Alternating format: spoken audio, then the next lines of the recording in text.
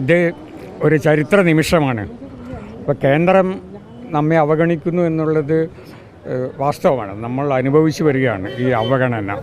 ഇപ്പം എല്ലാ മേഖലകളിലും നമ്മളൊരു കുതിപ്പ് നടത്തിയിട്ടുണ്ട്. കഴിഞ്ഞ ഏതാനും വർഷങ്ങൾക്കുള്ളിൽ അസൂയാവഹമായിട്ടുള്ള കുതിപ്പ് നമ്മൾ നടത്തിയിട്ടുണ്ട്, നമ്മുടെ സർക്കാർ നടത്തിയിട്ടുണ്ട്. പലപ്പോഴും എനിക്ക് തോന്നുന്നത് നമ്മുടെ കുതിപ്പ് തടസ്സപ്പെടുത്തുവാനുള്ള ബോധപൂർവമായിട്ടുള്ളൊരു ശ്രമം നടക്കുന്നുണ്ട് എന്നുള്ളതാണ്. അത് നമ്മൾ കേന്ദ്ര സർക്കാർ തടസ്സപ്പെടുത്തുന്ന പദ്ധതികൾ ഒന്നൊന്നായി പരിശോധിച്ചാൽ നമുക്കത് മനസ്സിലാവും. ഉദാഹരണത്തിന് കണ്ണൂർ വിമാനത്താവളം. ഇപ്പോൾ ഗൾഫ് രാജ്യങ്ങളിലുള്ള ആയിരക്കണക്കിന് പതിനായിരക്കണക്കിന് മലയാളികളുടെ സ്വപ്നമായിരുന്നു കണ്ണൂരിൽ നിന്ന് നേരിട്ട് ഗൾഫ് രാജ്യങ്ങളിലേക്ക് പോകുക എന്നുള്ളത്. പക്ഷേ വിമാനത്താവളം വന്നു കഴിഞ്ഞിട്ട് വർഷങ്ങളായി. പക്ഷെ ഇപ്പോഴും നമുക്ക് അതിനുള്ള, അതായത് അന്തർദേശീയ എയർലൈനുകൾക്ക് കണ്ണൂരിൽ നിന്ന് ഗൾഫിലേക്ക് ഫ്ലൈറ്റ്സ് ഓപ്പറേറ്റ് ചെയ്യാനുള്ള അനുവാദം ഇനിയും ലഭിച്ചിട്ടില്ല. ഇത് ഒരു ഉദാഹരണമാണ്. അപ്പോൾ ഇതിങ്ങനെ പല കാര്യങ്ങളിലും നമ്മൾ അവഗണന നേരിടുന്നുണ്ട്. അപ്പോൾ നമ്മൾ അർഹിക്കുന്ന ധനസഹായം നമുക്ക് ലഭിക്കുന്നില്ല.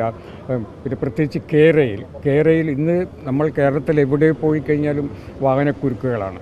അപ്പോൾ ഇപ്പോഴത്തെ റെയിൽ പാതകൾ ഉപയോഗിച്ചുകൊണ്ട് നമുക്കൊരിക്കലും വലിയ ട്രെയിനുകൾ, വേഗതയിൽ പോകുന്ന ട്രെയിനുകൾ, കൂടുതൽ ട്രെയിനുകൾ ഓടിക്കാൻ സാധിക്കില്ല. അത് എത്ര തന്നെ വന്ദേ ഭാരത് എക്സ്പ്രസ് ട്രെയിനുകൾ വന്നാലും അത് സാധിക്കില്ല. കാരണം നമ്മുടെ റെയിലുകൾ അതിന് സജ്ജമല്ല എന്നുള്ളതാണ്. അപ്പോൾ നമ്മുടെ യാത്രാക്കുരുക്കിന് ഉള്ള യാത്രാക്കുരുക്കളുടെ ഈ പ്രശ്നം പരിഹരിക്കാനുള്ള ഒരേ ഒരു വഴി റെയിലാണ്. പലതും തടസ്സപ്പെട്ട് നിൽക്കുകയാണ്. അപ്പോൾ ഇങ്ങനെ നമ്മൾ മലയാളികൾ മുമ്പോട്ട് പോകുന്നത് ബോധപൂർവമായിട്ട് ആരൊക്കെ തടസ്സപ്പെടുത്തുന്നുണ്ട്.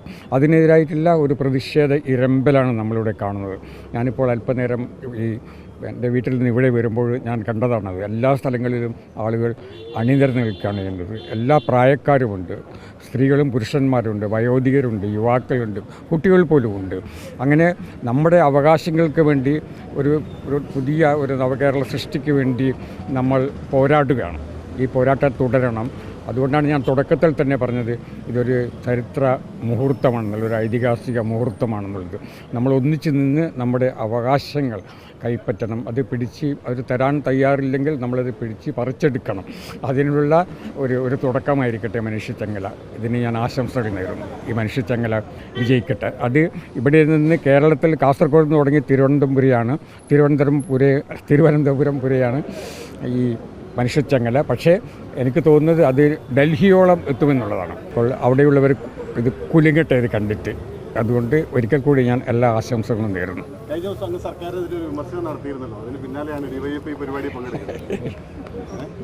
ഇപ്പം വേറെ ഒന്നും പറയില്ല. ഞാൻ എന്നും പങ്കെടുത്തിട്ടുള്ളതാണ്. എക്കാലത്തും